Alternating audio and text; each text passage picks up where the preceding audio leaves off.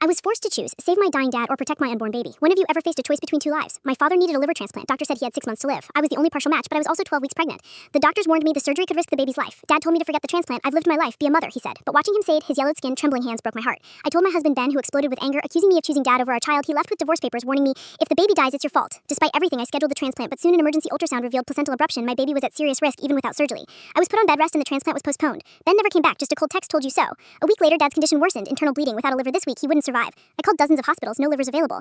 Then, a chance, a donor matching Dad's blood type from a nurse's cousin who had died in a crash. The hospital approved the transplant, but the donor's mother refused consent. He hated my brother, she said coldly, refusing to save Dad. I begged through tears, but she asked, what about your baby? Would your dad choose you if it meant risking your child? She hung up. I broke down screaming. The next morning, Dad coded. Defibrillated twice, his pulse returned for only hours. I called Ben begging for help, no answer. That night, I signed the consent forms and demanded the surgery proceed. The hospital ethics board refused due to fetal distress. Dad somehow found out. The next morning, he signed a do not resuscitate order and asked to be discharged. I'm not letting you go down with me, he said, faint smile in place. This is my last gift. I fought, screamed, cried. They wheeled him out. He gave me a thumbs up. He passed 3 days later. The hospital chaplain brought me his final words. Tell her I'll be holding the baby when they arrive. 6 weeks later, I gave birth to a girl. I named her Hope. Sometimes when she smiles, I swear I see him in her eyes. Subscribe to Flash Story and hit like.